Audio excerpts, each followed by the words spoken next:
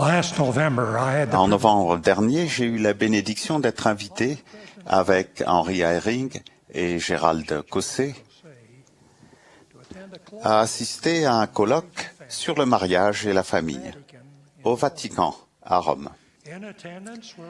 Dans l'assemblée se trouvaient des représentants ecclésiastiques de 14 religions, en provenance de 5 continents, qui ont tous été invités à exprimer leurs croyances sur ce qui arrive à la famille dans le monde d'aujourd'hui. Le pape François a ouvert la première session du colloque par cette déclaration. Nous vivons désormais dans une culture du provisoire, dans laquelle les gens renoncent de plus en plus au mariage comme engagement public. Cette révolution des coutumes et de la morale a souvent brandi le drapeau de la liberté. Mais en réalité, elle a fait subir une dévastation spirituelle et matérielle à d'innombrables êtres humains, en particulier aux plus démunis et aux plus vulnérables. Ce sont toujours eux qui souffrent le plus dans cette crise. Parlant de la génération montante, il a déclaré qu'il est important qu'elle ne se laisse pas contaminer par la mentalité nuisible du provisoire et qu'elle soit révolutionnaire de par son courage de chercher un amour vrai et durable, d'aller à contre-courant. Voilà ce qu'il faut faire. Ce discours a été suivi de 3 jours de présentation et de discussions entre les dirigeants religieux qui ont parlé du mariage entre un homme et une femme. En écoutant parler cette immense diversité de dirigeants religieux du monde, je les ai vus s'accorder complètement les uns avec les autres et exprimer leur soutien aux croyances de chacun concernant le caractère sacré de l'institution du mariage et de l'importance de la famille en tant que cellule de base de la société. J'ai éprouvé un profond sentiment d'unité entre nous. Beaucoup ont vu et ont exprimé cette unité de nombreuses manières. J'ai particulièrement aimé lorsqu'un érudit musulman d'Iran a cité 2 paragraphes, mot pour mot, de notre déclaration sur la famille.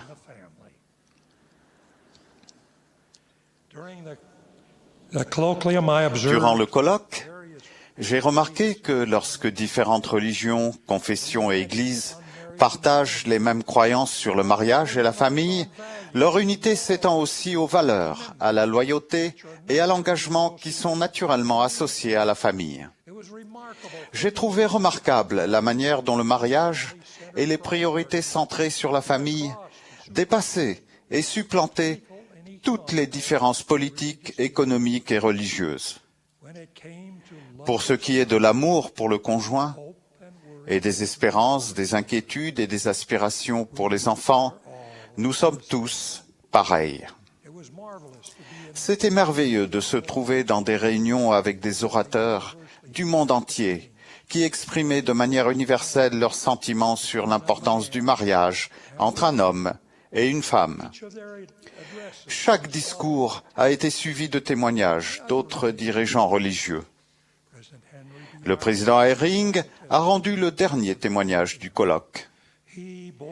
Il a témoigné avec force de la beauté d'un mariage où le mari et la femme sont dévoués l'un à l'autre et de notre croyance en la bénédiction de la famille éternelle qui nous est promise. Le témoignage du président Eyring était une conclusion appropriée de ces 3 jours exceptionnels. Maintenant, vous vous demandez peut-être si la majorité partageait les mêmes priorités et les mêmes croyances concernant la famille, si toutes ces religions s'accordaient fondamentalement sur ce que doit être le mariage, et si elles s'accordaient toutes sur l'importance qui doit être donnée au foyer et aux relations familiales, en quoi sommes-nous différents? En quoi l'Église de Jésus-Christ des Saints des Derniers Jours se distingue-t-elle du reste du monde? Voici la réponse. Cela a été merveilleux de voir et de sentir que nous avons tant en commun avec le reste du monde concernant nos familles. Cependant, nous avons la vision et la perspective éternelle supplémentaire et très différente de l'Évangile rétabli. Ce dernier apporte quelque chose de si important et de si pertinent au débat sur le mariage et la famille qu'on ne saurait trop y insister. Pour nous, ce thème est éternel. Nous élevons l'engagement du mariage et son caractère sacré à un niveau supérieur, parce que nous croyons et comprenons que la famille existait avant la création de cette terre et qu'elle peut perdurer dans l'éternité. Cette doctrine est enseignée avec simplicité, force et beauté dans les paroles du chant de la primaire, Ensemble à tout jamais, écrite par Ruth Gardner. Arrêtons-nous un instant et pensons aux enfants de la primaire, du monde entier, qui chantent ces paroles dans leur langue maternelle, à gorge déployée, avec un enthousiasme que seul l'amour de la famille peut susciter. Vivre avec ma famille à tout jamais. Ensemble, à tout jamais. C'est là ce que je veux. Car grâce au plan de Dieu, moi aussi, je peux le mériter. Toute la théologie de notre évangile rétabli tourne autour de la famille et de la nouvelle alliance éternelle du mariage. Dans l'Église de Jésus-Christ des Saints des Derniers Jours, nous croyons en une vie prémortelle, où nous vivions tous comme enfants d'esprit littéraux de Dieu, notre Père céleste. Nous croyons que nous étions et que nous sommes toujours membres de sa famille. Nous croyons que le mariage et les liens familiaux peuvent perdurer après la mort, que les mariages accomplis par les hommes qui détiennent la bonne autorité dans ces temples continueront à être valides dans le monde à venir. Nos cérémonies de mariage suppriment les mots « jusqu'à ce que la mort nous sépare » et les remplacent par « pour le temps » et pour toute l'éternité. Nous croyons aussi qu'une famille traditionnelle forte n'est pas seulement la cellule de base d'une société, d'une économie et d'une culture stable, fondée sur des principes moraux, mais qu'elle est aussi la cellule de base de l'éternité, du royaume de Dieu et de son gouvernement. Nous croyons que l'organisation et le gouvernement du ciel seront bâtis autour de la famille, proche et élargie. C'est en raison de notre croyance en l'éternité du mariage et de la famille que l'Église veut être chef de file et participante de mouvements mondiaux pour les renforcer. Nous savons que les gens qui sont pratiquants dans leur religion ne sont pas les seuls à partager les mêmes idéaux et les mêmes priorités d'un mariage durable et de relations familiales fortes. Un grand nombre de personnes laïques a conclu qu'un mariage et une vie de famille dévouée sont la manière de vivre la plus raisonnable, la plus économique et la plus heureuse. Personne n'a jamais trouvé de manière plus efficace d'élever la génération montante qu'un foyer de parents mariés avec des enfants. Pourquoi le mariage et la famille doivent-ils être importants partout? Les sondages d'opinion publique montrent que le mariage reste l'idéal et l'espérance de la majorité dans chaque tranche d'âge, même au sein de la génération du nouveau millénaire, où l'on entend tellement parler de célibat choisi, de liberté personnelle et de concubinage au lieu de mariage. Le fait est qu'une forte majorité dans le monde entier souhaite toujours avoir des enfants et fonder une famille forte. Une fois qu'on est marié et qu'on a des enfants, le véritable point commun de toute l'humanité devient encore plus évident. En tant que personnes qui croient en la famille, où que nous vivions, ou quelles que soient nos croyances religieuses, nous faisons face aux mêmes difficultés, aux mêmes ajustements. Nous partageons les mêmes espoirs, les mêmes inquiétudes et les mêmes rêves pour nos enfants. Comme l'a dit David Brooks, chroniqueur du New York Times, les gens ne gagnent pas au change quand on leur donne un maximum de liberté personnelle pour faire ce qu'ils veulent. Ils s'en sortent mieux quand ils sont liés par des engagements qui transcendent les choix personnels. Des engagements envers une famille, un Dieu, un métier et un pays. Un problème est que la plus grande partie du monde des médias et du spectacle du monde entier ne reflète pas les priorités et les valeurs de la majorité, pour une raison ou pour une autre. Trop d'émissions de télévision, de films, de musique et d'informations sur l'Internet présentent un cas classique d'une minorité qui se fait passer pour la majorité.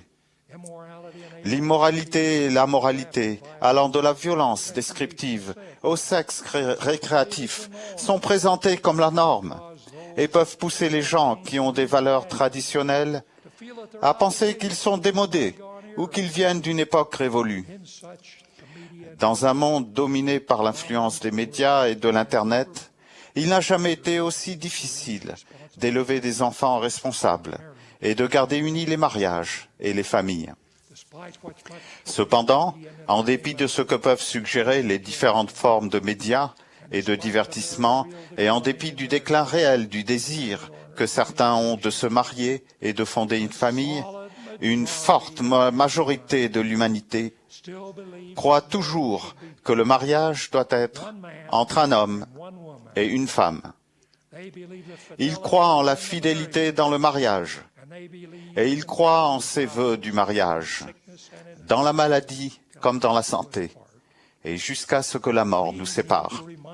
Nous devons nous souvenir de temps en temps, comme cela m'a été rappelé à Rome, du fait merveilleusement rassurant et réconfortant que le mariage et la famille restent l'aspiration et l'idéal de la plupart des gens, et que nous ne sommes pas les seuls à avoir ces croyances. Il n'y a jamais eu autant de difficultés qu'à notre époque à trouver un équilibre réalisable entre l'emploi, la famille et les besoins personnels. En tant qu'Église, nous voulons faire tout notre possible pour aider à créer et à soutenir des familles et des mariages forts.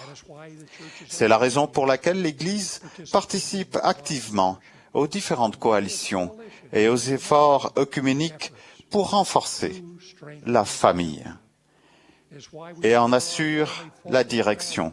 C'est la raison pour laquelle nous publions dans les médias et les réseaux sociaux nos valeurs centrées sur la famille. C'est la raison pour laquelle nous ouvrons nos nombreux registres généalogiques et familiaux à toutes les nations. Nous voulons faire entendre notre voix contre tous les styles de vie alternatifs et contrefaits qui essaient de remplacer l'organisation de la famille que Dieu lui-même a établie. Nous voulons aussi faire entendre notre voix en soutien de la joie et de l'épanouissement que la famille traditionnelle apporte.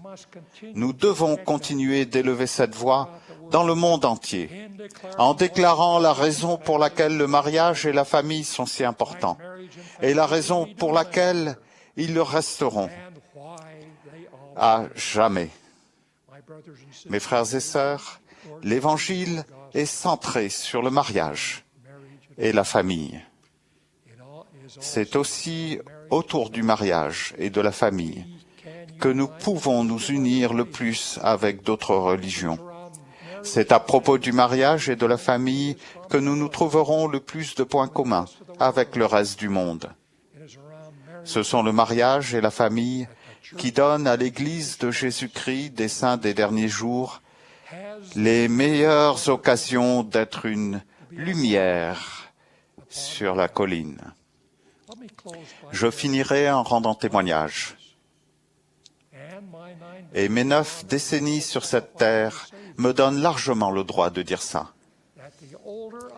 Que plus je vieillis, plus je me rends compte que la famille est le centre de la vie est la clé du bonheur éternel.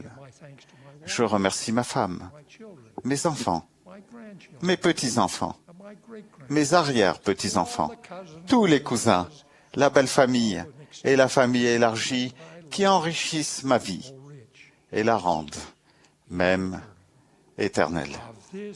Je rends avec la plus grande conviction et la plus grande solennité mon témoignage sacré de cette vérité éternelle.